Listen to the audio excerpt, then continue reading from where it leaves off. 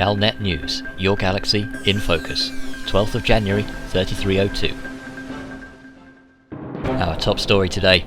Exploration has long been rooted deep within the psyche of mankind, from the first nomads making their way out of Earth's African continent to adventurers like Magellan and Cook. But few of those historical figures from Earth's past would have imagined anything like this.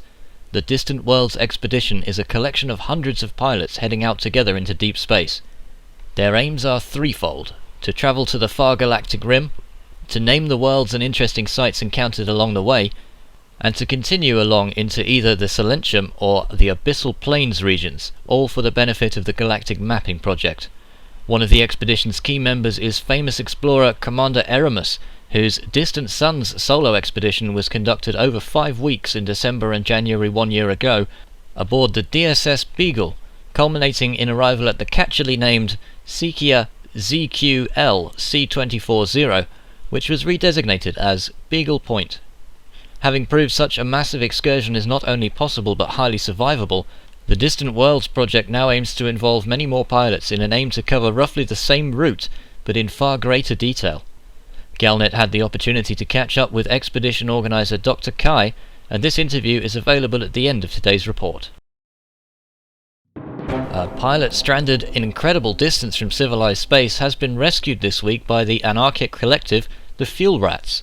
A Commander Remy Zero set sail to make the 56,000 light-year round trip in just 2 days to save the pilot after he ran out of fuel in Ploxu YXJ A80 and became stranded, making this possibly the longest distance rescue in human history.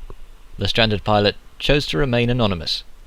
The Fuel Rats describe themselves as an anarchic collective dedicated to providing help to commanders who run out of fuel and are unable to get to the nearest hydrogen star or space station. They charge nothing for their services and have no official leadership, and whilst they say they're not always able to help everybody, they will do their best to get to you. To find out more about them, search your galactic network for Fuel Rats. And now a report received by Commander Corrigendum. The Imperial capital system of Achenar has recently attracted the attention of thrill-seeking commanders of the Pilots Federation. Achenar's third planet has become a proving ground where bragging rights are earned in what is known as the Achenar Challenge.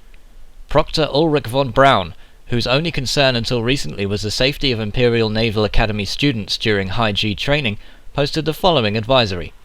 The force of gravity on the surface of Achenar 3 is approximately 6.7 times that of Earth. Any who wish to hazard this so-called Achenar Challenge are advised that they do so at their own risk.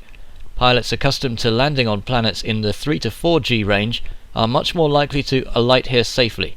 Underestimate Achenar 3 and you may never leave. Over 100 craft have crashed on Achenar 3 since mid-December. Although most of our galaxy's inhabitants have never visited the home of humanity, many will be accustomed to the 1G environment aboard Coriolis and other stations where the human body is well adjusted and thrives. Planets of a higher mass due to their larger size or higher density produce more gravity, a force first documented by ancient English scientist Isaac Newton, and the results on the human body, not to mention expensive machinery, can be devastating. Even in a 2G environment, all objects, including humans, experience twice their normal weight, so with nearly 7 times the gravity on Achenar 3, it's not hard to see why the challenge comes with such a stern warning. A report from Commander Gan now of the Interstellar Press. Utopian delegates returned today from the first symposium of the Pioneers Cooperative, a group dedicated to supporting expansion into uninhabited space.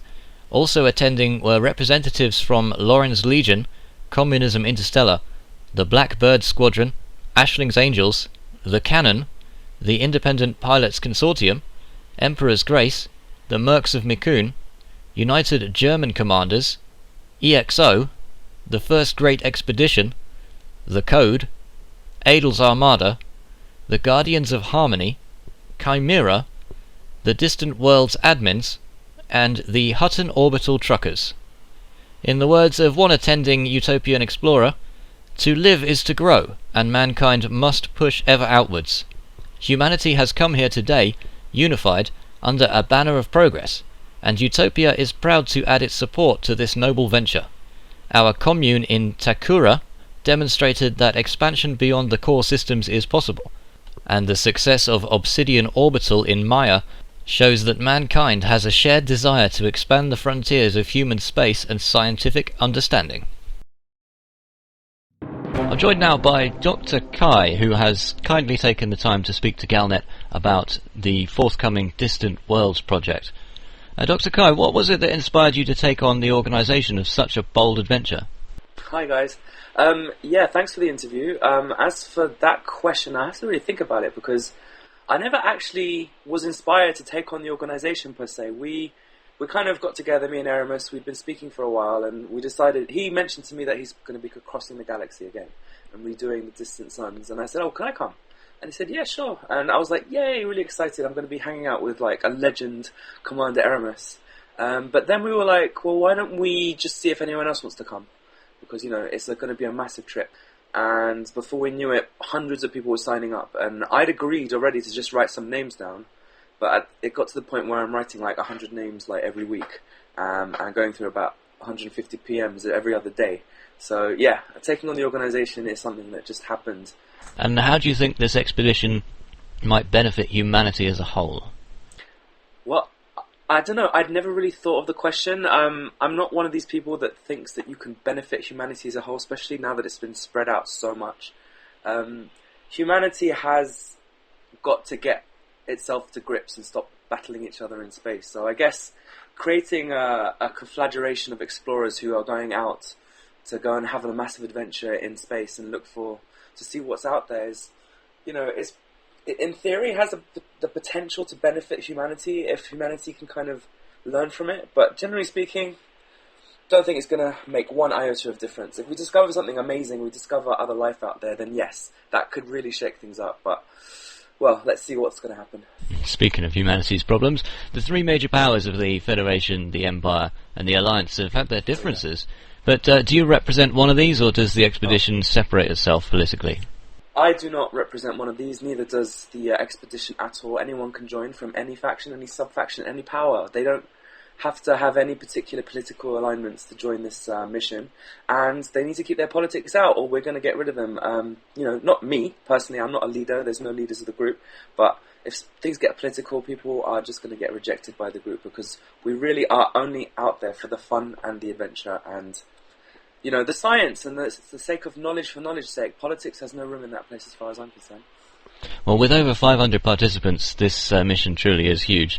Did you expect so many to volunteer? It sounds like not. Absolutely not. I mean, right now it's up to 650.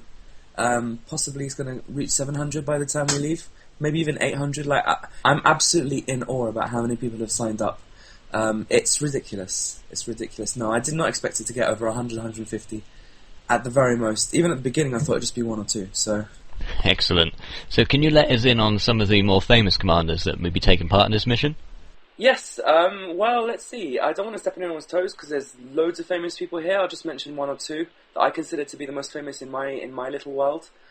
Commander Aramis, he was the first person I ever heard of, doing interviews on Galnet as a legendary explorer who did some very big things. Everyone heard of him. He's coming along, and that is amazing. Working with him, it's blowing my mind. He's a legend he deserves it. We've got Commander Zulu Romeo. He's another big famous explorer because anyone who goes to Sagittarius A is going to be seeing his name when they touch down on that big black hole because he was the first person to discover it. He's a bit of a Han Solo type personality, perfect type of explorer, like real role model. We've got Commander Katarzyna. She circumnavigated the entire galaxy. I think that's probably the longest single trip ever. We've got Commander Alitnil. He's broken so many records, it's ridiculous, and he's coming along. We've got Obsidian Ant coming along. I don't think I need to say more about him. And yeah, we've got, seriously, pretty much every famous explorer you can think of, minus maybe a couple, are coming along. For those commanders inspired by the expedition who still want to sign up, how would they go about it? Well, we've actually closed the main sign-ups now. You can still join the expedition. You can search on the galactic web for the Distant Worlds page and sign up there. And actually, Commander Katarzyna herself is going to be handling those new signees. So, yeah, just search for Distant Worlds and you should be able to find it. Dr. Kai, I wish you and the whole group the best of luck and good fortune on your massive expedition. Thanks for joining us. Thank you very much. It's been a pleasure. That's the Galnet news for today. Tune in next time to keep your galaxy in focus.